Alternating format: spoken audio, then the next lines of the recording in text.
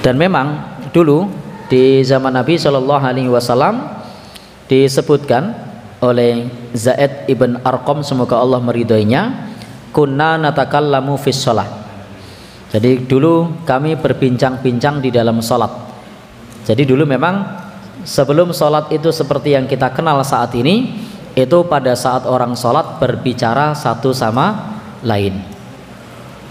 Maka pada saat itu yukallimur rajulu minna sahibahu.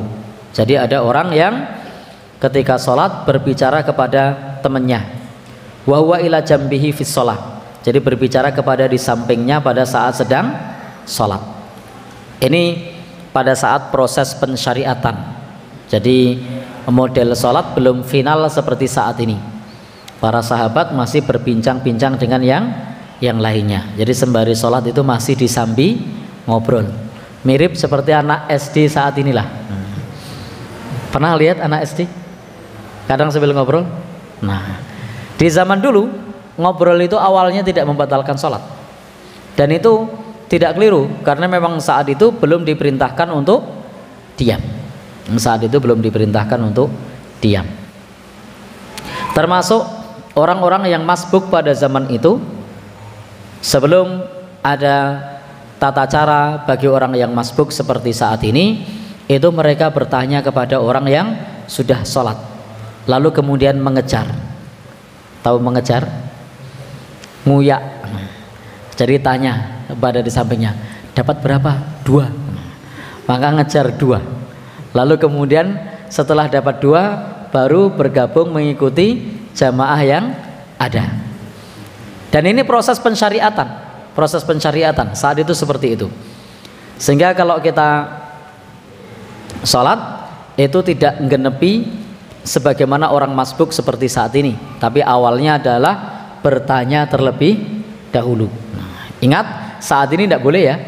Ini kita berbicara tentang proses pensyariatan sholat.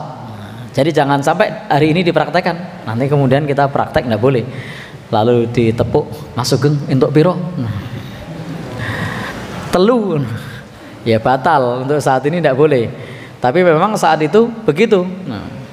Berbicara di dalam sholat. Nah, sampai kemudian hatta nazalat, sampai Allah Subhanahu wa taala menurunkan ayat wa qumu lillahi qanitin.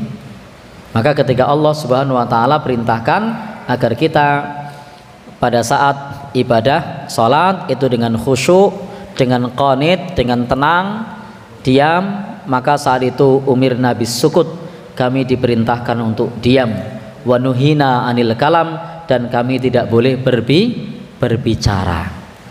Maka saat itu untuk orang yang masbuk pun tidak berbicara, tetapi tidak lagi bertanya, tetapi mengikuti. Jadi pada saat orang masbuk seperti saat ini mengikuti. Kemudian setelah mengikuti, begitu selesai menyempurnakan kekurangannya, maka tidak ada pertanyaan lagi dapat berapa, tapi langsung gabung dan kekurangannya dicukupi setelah sholat selesai bersama imam. Dalam hadis yang lain, lafadz Imam Muslim itu juga disebutkan bahwasanya ketika Allah ketika pada saat itu para sahabat biasa berbicara di dalam sholat di zaman Rasul, berbicara satu dengan yang lainnya, lalu Allah turunkan hafidhu ala sholawati was sholatil wusta wa qumu lillahi qanitin. Baik, ini adalah anjuran pada saat kita sholat tidak boleh berbicara.